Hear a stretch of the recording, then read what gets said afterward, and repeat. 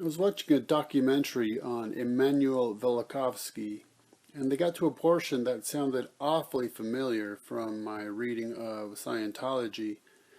So I wanted to point out that, as you see in these covers of Dianetics, Scientology, for some reason, is really into showing you erupting volcano. And in fact, we learned that it is not only erupting, but it was actually exploding or being made to explode. Because as we will see, their supposed history of humanity includes aliens being gathered up, thrown into these volcanoes, and then being bombed, so causing the volcanoes to explode and erupt. And that these aliens, basically, they were so traumatized that their souls or spirits run amok, basically, around the planet. And when a human being is born, they enter them, and they cause all kinds of psychological trauma to us, all kinds of hang-ups. And Dianetics, Scientology, is there to help us get rid of these. So it's basically like a form of exorcism when it comes down to it. The purpose of showing you the volcano is to cause you to relive that experience. Not you as you being there, but these alien soul spirit beings, to have you recognize what is within you, which is their troubled spirits, their troubled souls, and that showing you this would remind you of that, and you would be drawn to the solutions that Dianetics and Scientology has. In fact, here's a book. Look at that. The cover of this book is literally a bomb dropping right into that volcano to kill all those aliens. It's amazing to literally have a falling bomb on the cover of a book to trigger this memory in you that this is your heritage, in a way, your past and your troubles. Here's another one of interest with, you see, it's kind of like a mirror image. You have a tree on top. Who knows? The tree of the knowledge of good and evil, maybe. Maybe they would think of it as the tree of life. And then the mirror image is really an atomic explosion, or I'm sure it's another depiction of the volcano. Then there's many other interesting book covers, such as these two, with an obvious what's come to be seen or understood to be as above, so below, a very Baphomet type of pose, especially in this one right here.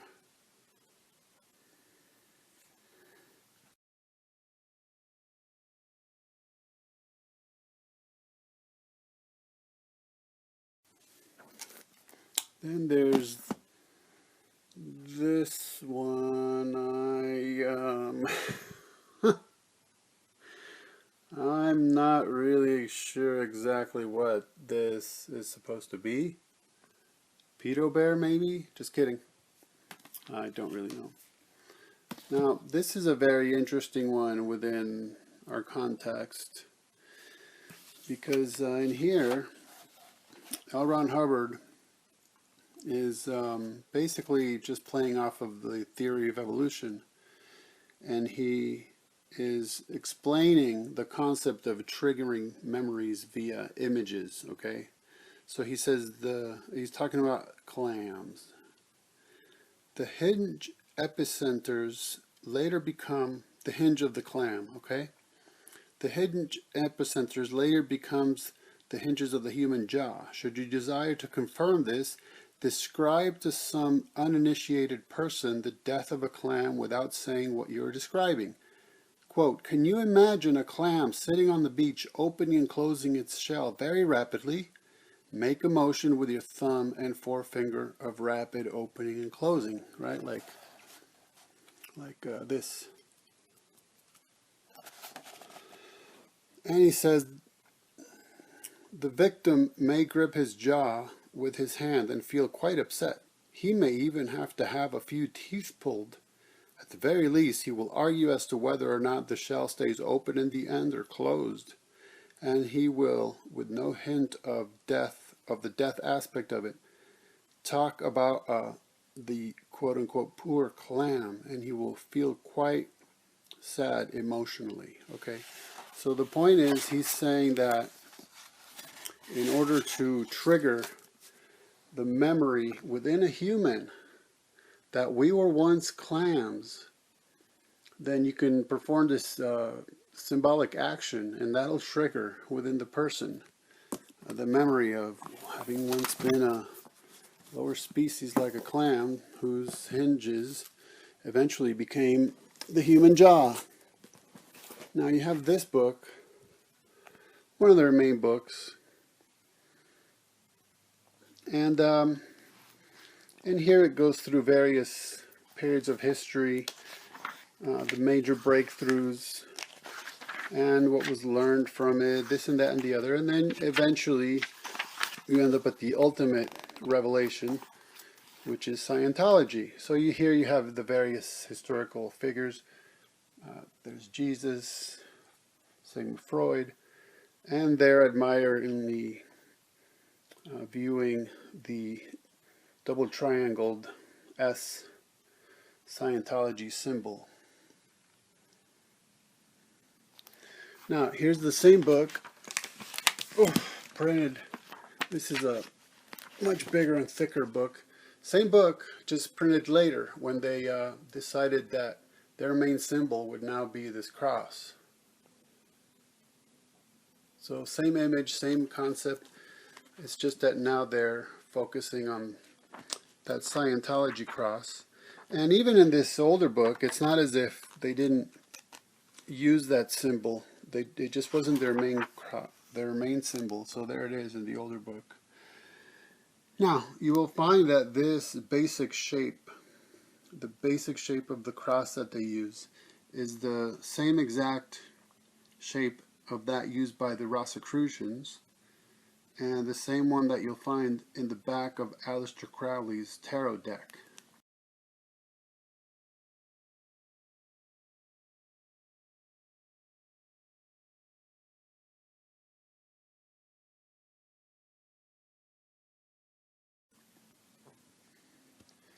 And they have quite a few interesting symbols in this book.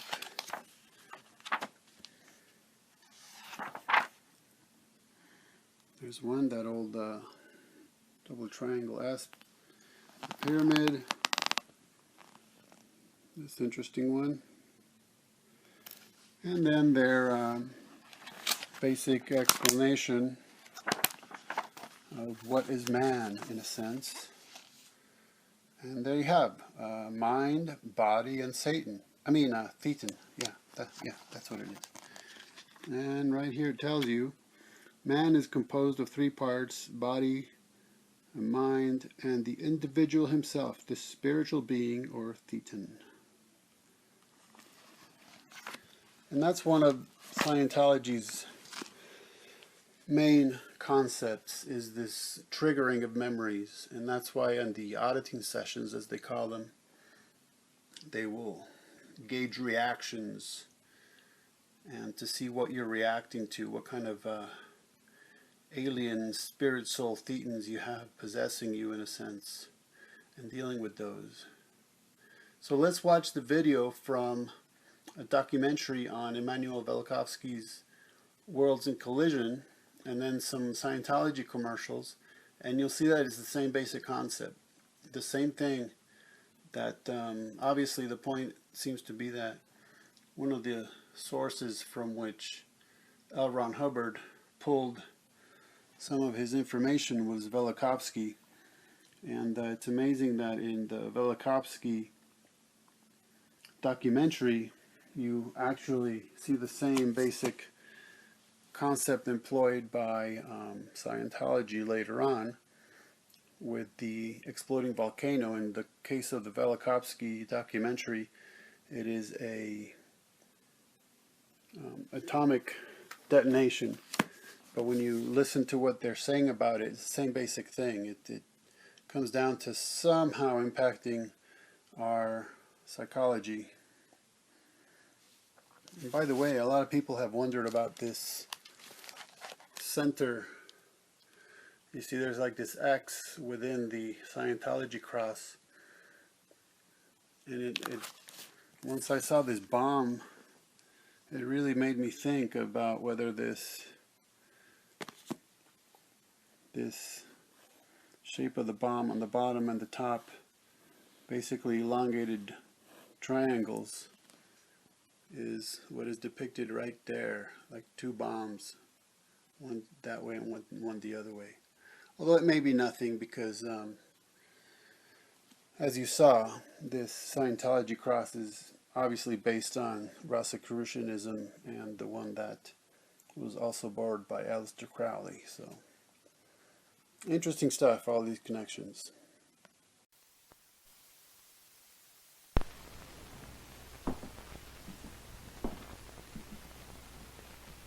This man is one of the most controversial thinkers of our time. There are some who think he's a kind of modern Galileo, that he's possibly the greatest scientist who ever lived. Others regard his work as simply that of a highly intelligent crank. For most of his life, he's lived in comparative obscurity, quietly researching and accumulating evidence for his ideas. His name is Dr. Immanuel Velikovsky.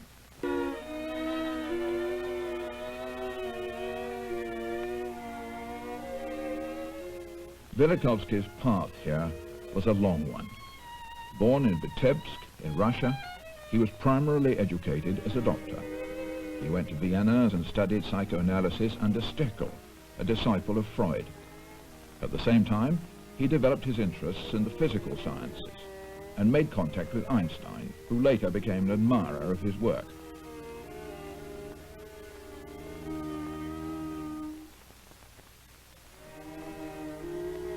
Early on, his interest in psychoanalysis led him to examine the origins of myths.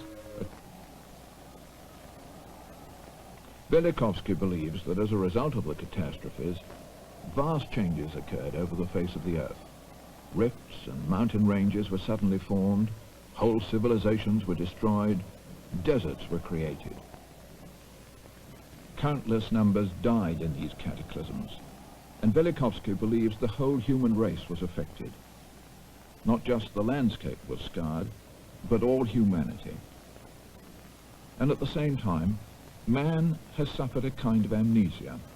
He's forgotten what forces have formed the rocks around him and caused the fears within himself. But because man has undergone this trauma, he unconsciously wants to recreate the devastation of the past and destroy the planet again.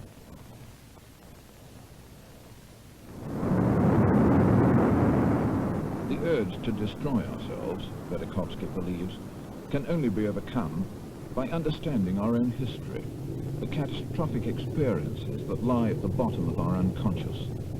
In this way, we can bring out those feelings which have got repressed and learn to control them.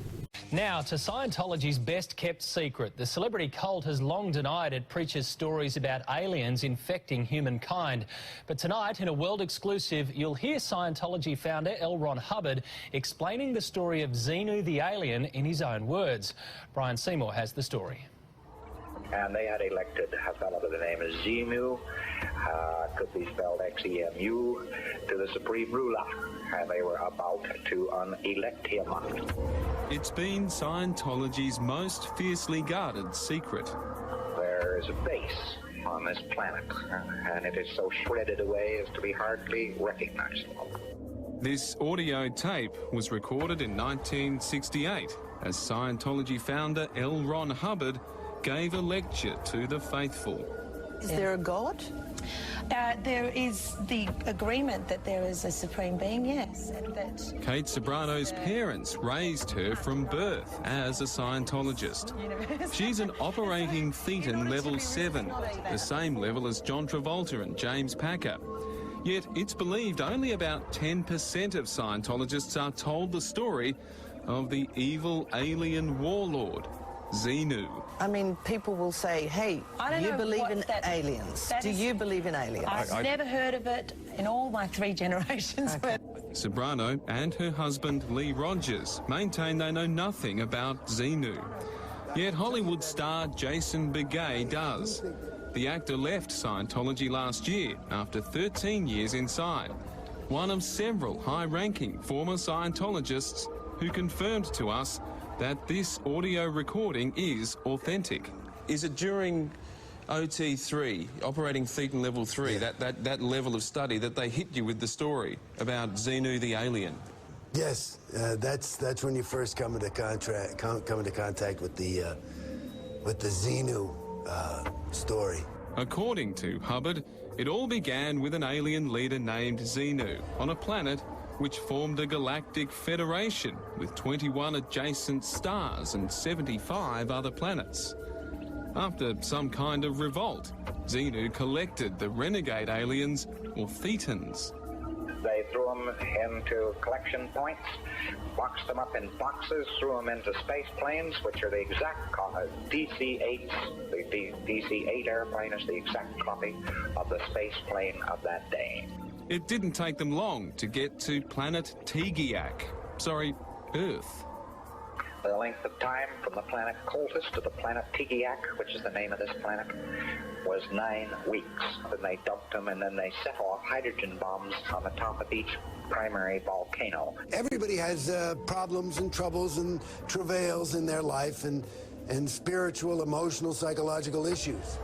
And Scientology understands the real source of these, which is that you're inhabited by space aliens. Scientology promises it can teach you how to control matter, energy, space, and time. Yet no one has ever achieved it. If Scientology is real, then something's up, because it ain't delivering what it's promised. That's for goddamn sure. wow, well, that's sad, isn't it? Here's something sadder. In other lectures, Hubbard explains how Christianity is a false belief, probably invented by madmen who found pieces of intergalactic information in 660 BC. Also that there is no God. When we die, we are implanted with the God myth before being sent back to Earth to live our next life. And only Scientologists have the power to save mankind in the intergalactic war that is coming. He warns his faithful not to talk about Xenu the alien or their own secret power. You mustn't go around talking about being the people who are going to save the planet. You are the people the planet obeys. You are the people who own the planet. And it made me think, did I really believe that? And did you? And honestly, I have to say, and this is interesting, I didn't, but I accepted it. And then troops, not knowing what the hell they were doing, but fed all kinds of false orders, were fed in against the population to pick them up, one after the other. Now, this afternoon, we received a response from the Church of Scientology who say their beliefs prevent them discussing the details from the highest levels of the church. And you can also read Brian Seymour's full correspondence with the church on our website. The result of the catastrophes is the whole human race was affected. Not just the landscape was scarred, but all humanity.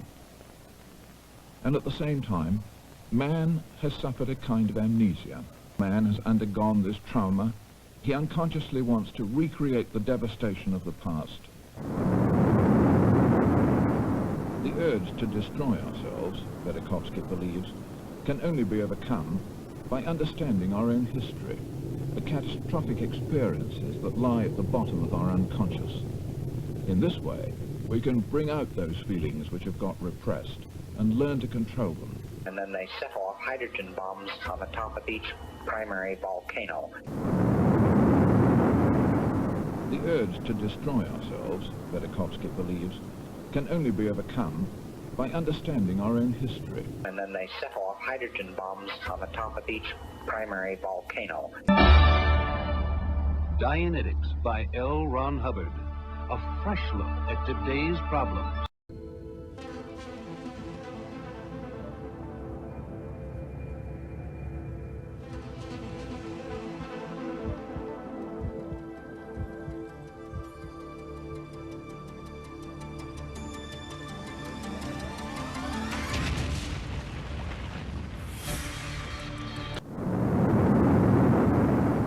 The urge to destroy ourselves, And then they set off hydrogen bombs. Dianetics.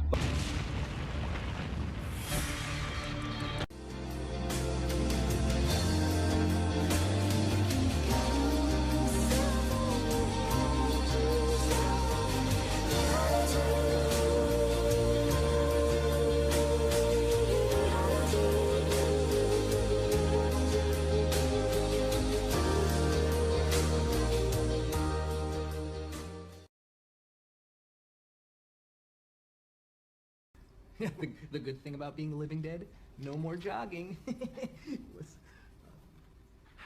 The good thing about being a living dead, no more jogging.